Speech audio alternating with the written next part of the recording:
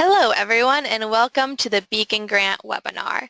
I'm Jocelyn and I help run the Community Investments Program along with Colleen and Chelsea.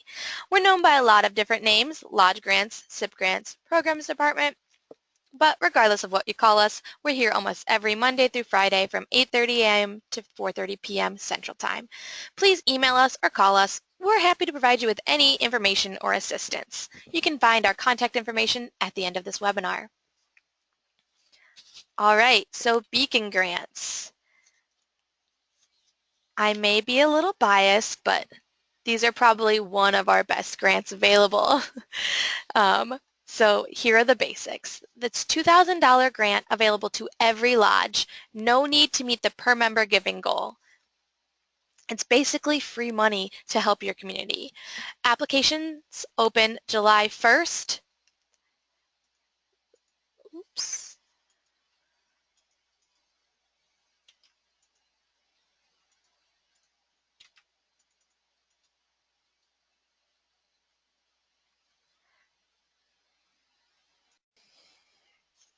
Hello everyone and welcome to the Beacon Grant webinar.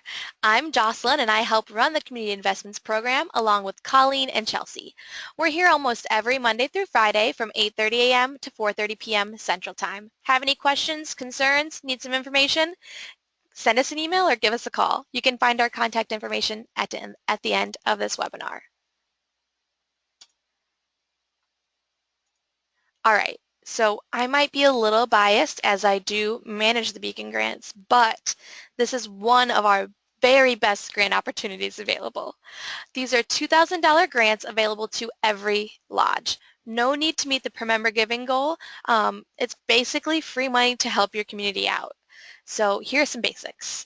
Applications open July 1st, 2017. They close March 31st, 2018. Projects must be completed by July 31st, 2018. You'll notice that these dates don't change year after year. The year just changes. All right, so here are the basic Beacon Grant guidelines. Beacon grants must be new.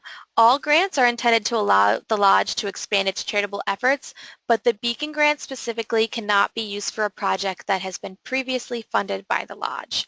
All funds must be for a new project or to expand an existing project by increasing the number of people served or extending the event to another time of year. Those are just a couple of examples of expansion. Beacon grants must be ongoing, at least annually. Depending on the project, consider trying to make your project quarterly, monthly, or weekly. Some of the best projects we see happen more than just once a year. Beacon grants must be Elks-led. Involvement is key to a Beacon grant. If your lodge application does not include significant involvement, we can't approve the grant application. Make sure the lodge is in charge of the grant funds, and there are a great deal of opportunities for members to get involved. We understand that lodges are different sizes, so we're not really basing that on number of members. We just want to make sure that that availability of involvement for all lodge members is there. So, and lastly, it must be an activity. It cannot be just a donation of funds or supplies. Beacon grants can also not be split between charitable populations. It should be focused on serving one group of individuals through ongoing activities or events. So I know that the new and ongoing thing is a little bit confusing, but here's a disclaimer. The project must be new the first time the lodge applies, and then ideally, lodges will use their Beacon grant for the same successful project year after year. So new the first time you apply, but then from then on out, it should be ongoing. Of course, we understand that situations change, so we do allow for changes to happen, but you shouldn't go in thinking that you're going to change your Beacon grant every year. You should go in thinking, this is a great new project, I want to continue this. And then if something really happens where that won't work, contact us. We're happy to help you. Okay, so here are some yeses and nos to Beacon grants. Projects must go beyond a donation of funds or supplies. They're meant to get the lodge members actively involved and encourage others to join in. So here's some examples of things that don't really work.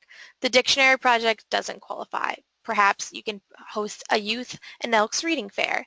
A donation to Wounded Warriors would not qualify, but a biannual Wounded Warriors outing could. Little League sponsorships don't work, but the lodge could host a baseball clinic for at-risk youth. You can't just purchase equipment for scouts, but perhaps you could partner with them on a quarterly service project. You can't donate to DARE, but perhaps you can run monthly drug-free events for teens, providing teens with opportunities for other activities besides becoming interested in uh, drugs is a great way to combat that issue. You can't provide a Flag Day dinner for Elks who are veterans. However, you could provide activities for VA hospital residents. Those are just a couple of things that don't work, but if you ever have any questions, talk to us. All right, so I know a lot of lodges like to apply for grants around Christmas time and like to provide food baskets or clothing items to families in need around the holiday season. But consider instead going beyond the basket. So if your lodge already hosts an activity like this, consider joining other lodges that are already doing this. And an easy way to expand an existing project is to target families in need all year long and not just during the holidays. So that Thanksgiving basket program or Christmas jacket program, why don't you switch that to the fall or to the summer, spring, times when people in need don't have, aren't getting the same resources. That's just one of our Instagrants. So if you're looking for more ideas for projects, go to enf.elks.org/Beacon Grants and click on that lovely Beacon Grant Instagram button. All right, so that's just a quick overview of the Beacon Grants. If you have any questions or need some guidance, go ahead and give us a call or send us an email, 773-755-4730 or lodgegrants@elks.org.